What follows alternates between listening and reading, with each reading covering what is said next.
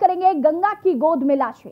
खबर गाजीपुर से, जहां पर बिहार बॉर्डर से सटे गाजीपुर जिले में गंगा नदी में उतराए शवों की जो तस्वीरें भयावह दिखाई दे रही हैं, उसके बाद स्थानीय प्रशासन चौकन्ना हो गया। गाजीपुर जिलाधिकारी और पुलिस अधीक्षक खुद मौके का मुआयना कर रहे हैं और उनके निर्देशन पर अधिकारी पुलिस टीम के साथ गंगा नदी और उसके किनारे के स्थित सभी शमशान घाटों का लगातार निरीक्षण कर रहे हैं और गंगा से शवों को निकालकर उसका डिस्पोजल भी कर रहे हैं, जिससे कि संक्रामक रोग न फैले। अब इसके बाद शवों के जल विसर्जन पर सख्ती से रोक लगा दी गई, क्योंकि शासन का निर्देश भी है कि गंगा में विसर्जन न हो पाए। डीएम गाजीपुर एमपी सिंह और SP Ghazipur doctor OP Singh खुद राजस्व और पुलिस के साथ शमशान घाटों का निरीक्षण कर रहे हैं और पुलिस के लोग नाव के सहारे नदियों में और किनारों पर माइक लेकर मुनादी करके लोगों को जानकारी दे रहे हैं। और इस बात की पुष्टि खुद जिलाधिकारी ने भी की और कहा कि हम और एसपी साहब खुद गंगा किनारे घाटों का निरीक्षण कर रहे हैं और लकड़ी का रेट फिक्स किया गया। अब तय रेट से ज्यादा कोई नहीं लेगा और अब नदियों में शवों के जल विसर्जन को बैन कर दिया गया। कोई निर्धन है तो सरकार द्वारा उसकी आर्थिक मदद भी की जाएगी, जिससे कि वो सम्मान पूर्वक अंत्येष्टि करा सके।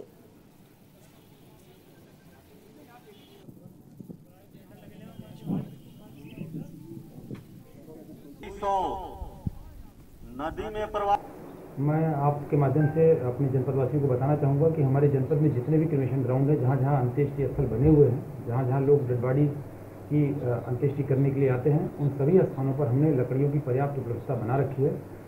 हम एक बैंक बनाने जा रहे हैं, जिसमें हम सरकारी तौर तरीके से तो रखेंगे ही, अगर कोई उसमें सहयोग देना चाहेगा तो हम उसके सहयोग को भी स्वीकार करेंगे।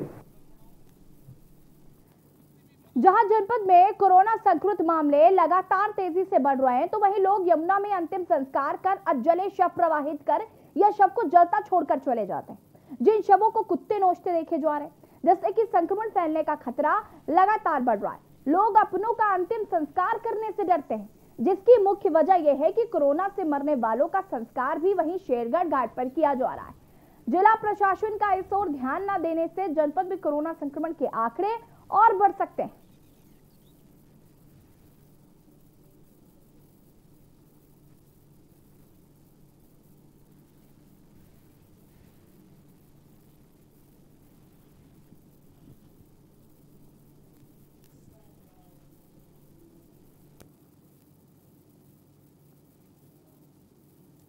और अब आपको उन्नाव से बड़ी खबर बताते हैं, जहां पर बारिश में उफनाए गंगा का सच सामने आया। गंगा की रेत में दफन लाशों से फैली दहशत। उन्नाव से खबर, बारिश में उफनाए गंगा तो सामने आया लाशों का सच। गंगा की रेत में दफन लाशों से फैली दहशत। सीमा विवाद में फंसे करीब 500 शव। कोरोना काल के दौरान चौंका देने वाला मामला सामने आया। उन्नाव से खबर, जहां पर बारिश में उफनाए गंगा तो सामने आया सच। गंगा की रेत में दफन लाशों से फैली दहशत। लगातार हम आपको वो तस्वीरें भी दिखा रहे थे, जहां पर किस तरीके से लाशें जो हैं वो गाड़ी गई थी, खोदी गई थी, खोद के इसमें वहां पर रेतों में गाड़ दी गई थी लाशें, और अब वो लाशें कहीं ना कहीं दिखाई पड़ने लगी। और सब 500 शव ऐसे हैं जो सीमा विवाद में फंसे हुए हैं।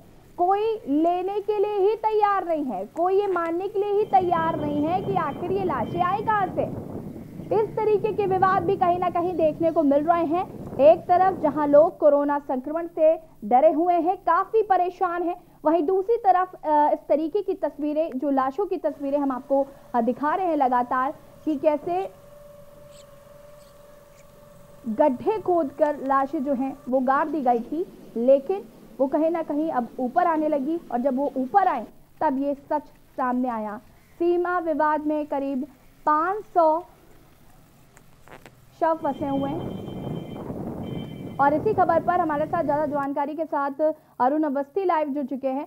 अरुण जी, जिस तरीके से हम लगातार ये तस्वीरें दिखा रहे थे कि किस तरीके से लोगों ने घाट के किनारे ही रेती में लोगों को दफना दिया, अपने परिजनों को दफना दिया, और आलम यह है कि अब उन शवों को कुत्ते नोच कर खाते हैं, तो कहीं ना कहीं इससे संक्रमण का जो खतरा है वो काफी तेजी से बढ़ता है।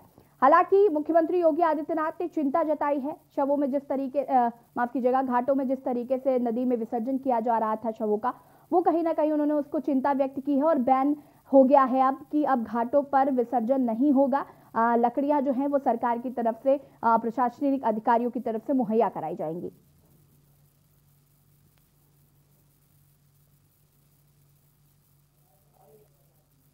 अरुण, आप तक आवाज पहुंच रही है हमारी? अरुण जी, जिस तरीके से हम लाशों की तस्वीरें लगातार दिखा रहे थे कि कैसे उफनाती गंगा जब आई तो सच सामने आया कि कैसे लोगों ने रेती में ही अपने परिजनों को दफना दिया था। चूंकि एक बड़ी वजह यह थी कि लकड़ियां नहीं मिल पा रही थी और कहीं ना कहीं लोगों को ये समझ में नहीं आ रहा था कि हमें इन शवों का करना क्या है, तो लोगों ने विसर्जन करना शुरू कर दिया नदी में। मुख्यमंत्री योगी आदित्यनाथ ने भी चिंता जताई है जिस तरीके से लाशें मिल रही हैं। 500 से ज्यादा शव सीमा विवाद में फंसे हैं। कोई भी मानने को तैयार नहीं है कि ये लाशें किस गांव की हैं, कहां से हैं। इस पर अभी तक लगातार विवाद बना हुआ है। ये जो तस्वीरें आज हम देख रहे हैं कहीं ना कहीं काफी भयावह जो स्थिति है उसको दर्शाता है। बिल्कुल प्रशासन की नाकामी है। इस पूरे मामले की अगर बात कर लें तो जो मामला है उसमें ये आया कि बक्सर घाट में फतेहपुर और उन्नाव के सीमा विवाद लंबे समय से चला आ रहा है। जी। लेकिन नाकामी इस जगह पे है कि किसी भी जिले की सीमा के जो प्रशासन है उसने ये ध्यान नहीं दिया कि यहाँ पे 100 दफनाए जा रहे हैं और 100 दफनाए जा रहे हैं 2.5 से 3 फीट के गड्ढे में, जो कभी भी निकल के बाहर आ सकते थे। बाहर आ भी गए 100, और जब 100 बाहर आ गए और जंगली जानवरों का वाला बनने लगे, उसके बाद जब पूरा मामला मीडिया में आया, सोशल मीडिया पर वायरल हुआ, उसके बाद प्रशासन जागा और मौके पर पहुंचा। मौके पर उन्नाव के एसडीएम बीघापुर और सीओ पहुंचे, वहीं फतेहपुर की बिनकी एसडीएम पहुंची। पूरे मामले की पहले जांच करते रहे कि आखिर किसके क्षेत्र का पूरा मामला है, क्योंकि जहां 100 गाड़े गए थे वो गंगा के किनारे नहीं गाड़े गए थे। गंगा के बीचों बीच में एक टापू था, लंबा सा टापू था, लगभग 150 से 200 दफनाए गए थे और उन दफनाए गए 100 का पूरा मामला है, जिसको प्रशासन ने नाकामी छिपाने के लिए वहां पहुंच करके बहुत सारे मजदूरों को ले जा करके फिर से मिट्टी चढ़वा दी उन्हीं दफनाए गए 100 के ऊपर, जिससे 100 फिलहाल तो दब गए हैं। वहीं कफन के जो कपड़े थे उनको जलवा दिया ले जा करके। लेकिन देर सवेर, चूंकि बरसात का मौसम है, कभी भी बरसात हो सकती है और बरसात होने के बाद जब ये 100 बाहर निकलेंगे फिर संक्रामक रोग फैलेगा। ये स्थिति तरफ से जो किया गया है ये उनकी नाकामी बता रहा है। जी, इसमें कोई दो राय नहीं है। हम कल भी बात कर रहे थे कि किस तरीके से प्रशासनिक अधिकारियों की जो नाकामी है वो किस हद तक है, इसके बारे में कह पाना बहुत मुश्किल ही है अरुण जी। लेकिन अभी फिलहाल के लिए जो आदेश आया है कि अब नदियों में, घाटों में विसर्जन नहीं होगा लाशों का, बैन कर दिया गया है पूरी तरीके से, और ये सुनिश्चित कराने का आदेश दिया गया है कि जो लकड़ियां हैं वो लोगों को मुहैया कराई जाएंगी और यदि कोई गरीब है तो उसको आर्थिक सहायता दी जाएगी ताकि वो लकड़ियां खरीद सके। लेकिन जमीनी हकीकत मैं और आप बहुत अच्छी तरीके से जानते हैं कि ऐसा हो नहीं पाता है और ऐसा संभव नहीं है। अभी कोई व्यक्ति निर्धन होगा, वो जाएगा लकड़ियों के लिए पैसे लेने या कोई बात करने तो टाल मटोल की जाएगी। ऐसे में फिर व्यक्ति परेशान होता है, फिर वो वही करता है जो उसका मन करता है और उसके बाद फिर आप कार्रवाई करेंगे, चालान करेंगे, क्योंकि चालान करने का भी आदेश है कि अगर कोई विसर्जन करता है तो आप उस पर कड़ी कार्रवाई करिए। बिल्कुल। इस पूरे मामले में जो एक बात और खुलकर सामने आई है उसमें पूरी तरीके से प्रशासन की नाकामी है। चूंकि इलाज दे नहीं पा रहा है प्रशासन, जिनके घर से लोगों की मौतें हो रही, उनको ये लगता है कि संक्रामक रोग से मौत हुई है, कोरोना रोग से मौत हुई है, इसके अंदर संक्रमण होगा, तो लोग पीछा छुड़ा रहे हैं। किसी भी तरीके से 2.5 से 3 फीट का गड्ढा खुदवा के उसमें दफना करके वो लोग चले जाते हैं। उन्नाव में एकमात्र सौदागृह बनाया गया था, विद्युत सौदागृह था गंगा घाट, वहां पूरी बिजली न पहुंचने के कारण उसको चालू कराने में 12 से 15 लाख खर्चा किया प्रशासन ने, लेकिन वो फिर भी नहीं चल पा रहा है। कारण वहां अनवरत विद्युत आपूर्ति नहीं हो पा रही है। अनवरत विद्युत आपूर्ति न होने के कारण विद्युत सौदागर काम नहीं कर पा रहा है। गंगा घाट के किनारे जगह नहीं बच रही है जहां पे 100 का दाह संस्कार किया जा सके।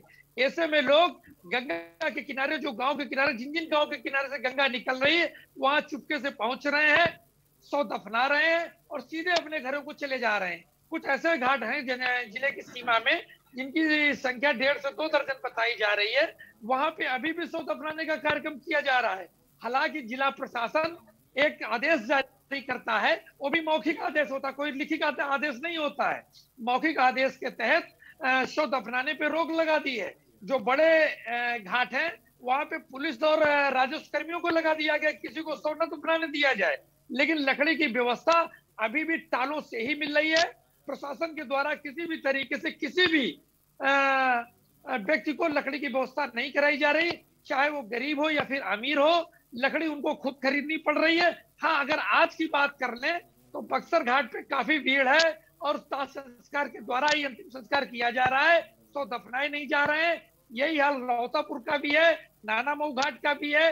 हालांकि अब प्रशासन एक और चाल बता रहा है। उसका कहना कुछ कबीरपंथी लोग हैं जिनके यहाँ शव दफनाने की एक परंपरा चली आ रही है, उस परंपरा के तहत वो लोग शव दफनाते हैं, दाह संस्कार नहीं करते हैं। लेकिन जो शव दफना रहे हैं उसके लिए प्रशासन कहता है कि 6 फीट का गड्ढा खोदा जाए, लेकिन देखने वाला कोई नहीं कि 6 फीट का गड्ढा खोदा जाएगा, 4 फीट का खोदा जाएगा, 3 फीट का खोदा जाएगा, या फिर रेती से उसको दबा दिया जाएगा। कारण जो अभी बक्सर घाट पे हुआ, रोहतापुर घाट पे हुआ, वो इसी तरीके के थे कि 1.5 से 2 फीट के गड्ढे खोदे गए, उसमें शव रख दिया गया, ऊपर से रेती चढ़ा दी गई, और जब जानवर वहां पहुंचे, जानवरों ने उसको खोद के बाहर निकाल लिया। उनके छत बिछत अंग चारों तरफ फैल गए, गंगा की रेती में फैल गए। जब सोशल मीडिया पर पूरा मामला आया, उसके बाद प्रशासन जागा। कुल मिलाकर प्रशासन की नाकामी ही सामने आ रही है। अरुण जी, यहाँ पर एक बात जो मैं आपसे समझना चाहूंगी कि एक तरफ जहाँ पर लकड़ियाँ देने की बात कही जा रही, दूसरी तरफ बात भी कल ही शायद ये खबर सामने आई थी कि कहीं पर जो प्रशासनिक अधिकारी उन्होंने कहा था कि लकड़ियों में काफ़ी पैसा बर्बाद होता है, तो शव इसलिए दफनाए जा रहे हैं और हम अब लकड़ियाँ नहीं मुहैया करा सकते हैं। जब से बैन हुआ है तब से पुलिस प्रशासन जो है वो लगातार माइक लेकर मुनादी कर रहा है, लोगों से अपील कर रहा है कि आप शव को नहीं दफनाइए। बड़ा सवाल यह है कि जितना आसान दिख रहा है, क्या ये वाकई उतना आसान है कि आप लोगों से अपील करेंगे और जनता मान जाएगी? क्योंकि अभी तक 500 शवों का जो विवाद चल रहा है, अगर आप इतनी ही निगरानी रख पाते तो आपको पता होता कि वो 500 शव कहाँ के। आपको ऐसे सवाल जवाब करने की जरूरत नहीं पड़ती। लोग चुपके से शव दफना रहे हैं, कैसे पता करेंगे? आप क्या सीसीटीवी कैमरा लगा रहे हैं? आप क्या करें? या फिर आप इतनी चौकसी बरतते हो कि हर जगह आप गश्त कर रहे हैं घाटों पर? आप इतने जिम्मेदार तो बिल्कुल भी नहीं है, फिर कैसे पता करेंगे? बिल्कुल, स्वास्थ्य विभाग का जो आंकड़ा बता रहा है, पिछले 24 घंटे में 1 मौत जनपद उन्नाव में होने का दावा स्वास्थ्य विभाग की तरफ से कोरोना संक्रमण से किया जा रहा है। जी। लेकिन 150 से 2 दर्जन घाट हैं, छोटे बड़े मिलाकर के। उन घाटों पर 10 से लेकर 15 से लेकर 20 तक 100 पहुंच रहे हैं। गंगा घाट की बात कर लें तो लगभग प्रतिदिन ऐसा कोई दिन नहीं जा रहा है जब 1.5 से 2 दर्जन 100 वहां न पहुंचते, उनका अंतिम संस्कार न किया जाता हो। केवल क्षेत्र में है, यहीं पर 3 बड़े घाट हैं, जाजमऊ और बालू घाट, मिश्रा कॉलोनी घाट। यहीं पर तीनों घाटों की अगर बात कर लें तो 1 से 1.5 दर्जन यहाँ 100 पहुंच रहे हैं, इनका अंतिम संस्कार किया जा रहा है। लकड़ियों की है। अब तो स्थितियां ये हो गई हैं, जो गरीब हैं, जिनको लग रहा है कि उनके परिजन संक्रमित थे और अब वो उनको, ऐसे में वो लोग गांव की तरफ, जहां घाट भी नहीं थे, गांव के किनारे जहां से भी गंगा निकल रही है, वहां पहुंच रहे हैं, खुद गड्ढे बना रहे हैं और गड्ढे में सौ को रहे हैं। हालांकि जो बड़े घाट हैं, जो लिखा पढ़ी में घाट संचालित हो रहे हैं, वहां पे पुलिस और को लगाया गया है, लेकिन वो राजस्व कर्मी कितनी निगरानी कर पा रहे हैं, पुलिस कितनी निगरानी कर पा रही है, ये सिर्फ बड़े घाटों में दिखाई दे रहा है। बड़े घाट में तो 100 नहीं दफनाए जा रहे हैं, वहां पे वही लोग पहुंच रहे हैं जो बाहर से आ रहे हैं। बक्सर घाट की बात कर लें तो लगभग 3 दर्जन ऐसे गांव हैं, 36 गांव बताए जाते हैं, जो फतेहपुर, रायबरेली और उन्नाव की सीमा के सटे हुए गांव हैं। उन गांव के लोग वहां 100 लेके पहुंचते हैं। लेकिन कई ऐसे भी छोटे घाट हैं जो गांव से जुड़े हुए चल रहे हैं, वहां किसी भी तरीके की कोई निगरानी नहीं की जाती है, और निगरानी ना होने के चलते वहां लोग पहुंच रहे हैं और अपने सौ को दफना रहे हैं। कारण वहां लकड़ी नहीं मिल पाती है। जहां बड़े घाट हैं, प्रशासन के द्वारा किसी भी तरीके की कोई लकड़ी की व्यवस्था नहीं की गई है। लोग खुद की व्यवस्था से ही अपने परिजनों का, अपने चिर परिचितों का, अपने करीबियों का दाह संस्कार कर रहे हैं। जी बिल्कुल अरुण जी, यहाँ पर एक सवाल ये भी उठता है कि आपने जिस तरीके से बताया कि जो छोटे घाट है वहां पर लकड़ियां नहीं पहुंच पा रही है, वहां पर जब लकड़ियां नहीं पहुंच पा रही, प्रशासन भी क्या ही पहुंच पाएगा। और प्रशासन से कुछ खास उम्मीदें मुझे वैसे भी नहीं है। सिस्टम जिस तरीके से अपनी नाकामी छुपा रहा है, जिस तरीके से कल लाशों को वापस गड्ढों में जो है दफनाया गया काफी अंदर करके, और जिस तरीके से कपड़ों को जलाया गया, और उसके बाद आज जब बैन की स्थिति हुई है तो लगातार जो लोगों से अपील की जा रही है वो भी समझ में आ रहा है। लेकिन ये इतना आसान नहीं है, जैसे कि मैं बार बार कह रही हूँ, ये इतना आसान जितना बताया जा रहा है उतना आसान नहीं है, क्योंकि जो छोटे घाट है वहां पर लोग दफना के शव चले जाएंगे, फिर वहां से जब कभी गंगा में पानी बहुत तेज धारा में आएगा, वो बह के आगे जाएगा, तो उसको लेकर क्या करना होगा? एक पुरानी बात मैं आपको बता दूं, यहाँ पे एक परियर घाट है, वहां पे कुछ साल पहले इसी तरीके से जो घाट के किनारे शव दफनाए जाते थे, वो जब तेज धारा आई थी तो काफी सैकड़ों की संख्या में शव निकल के ऊपर आ गए थे, जिसको लेकर के काफी मामला सुर्खियों में भी रहा था। निश्चित रूप से जो आने वाला समय है इस तरीके का विभिन्न घाटों से दिखाई पड़ने वाला है, कारण जिस तरीके से 1.5 से 2 फीट में शव दफनाए जा रहे हैं, लंबे गड्ढे नहीं किए जा रहे हैं। और जो इसके पीछे एक और कारण है, क्योंकि 100 के लिए जो गड्ढे खोदे जा रहे हैं, इसमें एक विशेष बिरादरी के लोग जो गंगा के किनारे रहते हैं वही गड्ढे खोदने के काम कर रहे हैं। गड्ढे वो पहले से ही तैयार रखते थे और उन्हीं गड्ढों में जो लोग जाते थे वो कुछ पैसा दे करके मिट्टी रख करके उसके ऊपर अपने हाथ से थोड़ी बहुत मिट्टी चढ़ा करके, रेती चढ़ा करके चले जाते थे। आज स्थिति ये हुई कि जंगली जानवरों ने उन्हीं गड्ढों से जानवर शवों को निकाल करके उनको छत विछत कर दिया। ये स्थिति बक्सर घाट में दिखाई पड़ी, कुत्ते बड़ी संख्या में उन शवों के पास में दिखाई पड़े। उसके बाद में जब सोशल मीडिया पे पूरा मामला आया तो फिर 2 जिला प्रशासन के लोग, चाहे वो उन्नाव हो चाहे फतेहपुर हो, एक दूसरे को उबल डालने लगे कि हमारी सीमा। अरुण जी, मैं आपको यहाँ पर रोकना चाहूंगी, आप हमारे साथ बने रहिए, आगे आपसे अभी और भी जानकारी लेंगे। हम लगातार बात कर रहे हैं गंगा की गोद में लाशें और लगातार आपको अपडेट दे रहे हैं। फिलहाल यहाँ पर वक्त हो गया एक छोटे से ब्रेक का, जो हाजिर होता है। आप देख रहे हैं के न्यूज, खबरों का सारथी। खुदी को आजमाया है तो ये अंदाज आया है, खुदी को आजमाया है तो ये अंदाज आया है। तुम में भी मैं हूं, शुद्ध प्लस पान मसाला। आप देख रहे हैं के न्यूज, खबरों का सारथी। ब्रेक के बाद एक बार फिर से आप सभी का स्वागत है और हम बात कर रहे हैं गंगा की गोद में लाशें।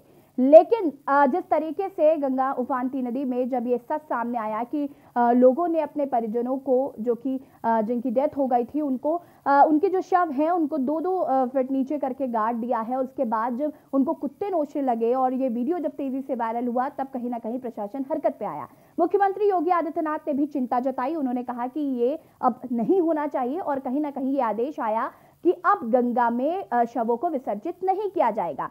प्रशासनिक अधिकारी जो हैं वो लगातार ये सुनिश्चित करने की कोशिश कर रहे हैं कि आपको लकड़ियां जो हैं वो भरपूर मिलेंगी। एक रेट फिक्स कर दिया जाएगा, उसी रेट पे मिलेंगी। और यदि आप गरीब हैं, आप सक्षम नहीं है कि आप लकड़ियां खरीद सकते हैं, तो आपको आर्थिक सहायता भी की जाएगी। लेकिन क्या ये इतना आसान है? क्या ये जितना आसानी से बताया जा रहा है, समझाया जा रहा है, क्या जमीनी हकीकत पे ये काम कर पाएगा? हमारे साथ इसी खबर पर उन्नाव से अरुण जी हमारे साथ जुड़े हुए हैं। अरुण जी, मैं आपसे जानना चाहूंगी, जिस तरीके से हम लगातार ये बात कर ही रहे हैं कि ये इतना आसान नहीं है, और घाटों पे जिस तरीके से शव दफनाए जा रहे थे और जो कुत्ते नोच रहे थे, संक्रमण का खतरा लगातार बढ़ रहा था। एक जो इसकी बड़ी वजह, जो मौतों का आंकड़ा तेजी से बढ़ रहा है, इसकी बड़ी वजह ये थी कि हम अभी इससे पहले भी जब बात कर रहे थे कि स्वास्थ्य विभाग की जो लापरवाही जो हम लोगों ने देखी कि टेस्ट नहीं हो पा रहे, लोगों को पता ही नहीं चल पा रहा है कि व्यक्ति को कोरोना हुआ है या नहीं हुआ है। अगर एक बार ये चीजें क्लियर हो जाए तो शायद लोग कहीं ना कहीं, वो जो लोगों में भ्रम है कि अगर व्यक्ति की मौत हुई है, जरूरी नहीं है कि हर व्यक्ति की मौत कोरोना से ही हुई हो। तो ये एक चीज अगर लोगों में क्लियर हो जाएगी कि नहीं, इस व्यक्ति की मौत कोरोना से नहीं हुई है, तो शायद चीजें थोड़ी ढंग से और थोड़ी बेहतर हो सके। बिल्कुल, जिस तरीके से वैक्सीन को लेकर जागरूकता नहीं फैलाई जागरूक नहीं किए जा रहे हैं, उसको लेके कहा जा सकता है कि जो ग्रामीण हैं वो अभी भी वैक्सीनेशन को लेकर के कहीं ना कहीं डरे हुए हैं। और इस स्वास्थ्य विभाग की बात करें तो स्वास्थ्य विभाग में वैक्सीन की कमी साफ साफ पूरे प्रदेश में दिख रही है। और उन्नाव के जो आंकड़े बता रहे हैं उसमें जनवरी से लेकर के वैक्सीनेशन हुआ है, उसमें 11,000 डोज खराब हो गए हैं। वो बिना इस्तेमाल किए हुए उनको नष्ट किया गया है।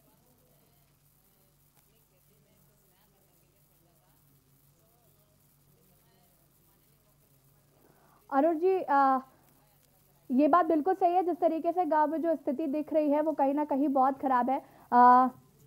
और सीधे आपको दिल्ली ले चलते हैं, जहां पर प्रधानमंत्री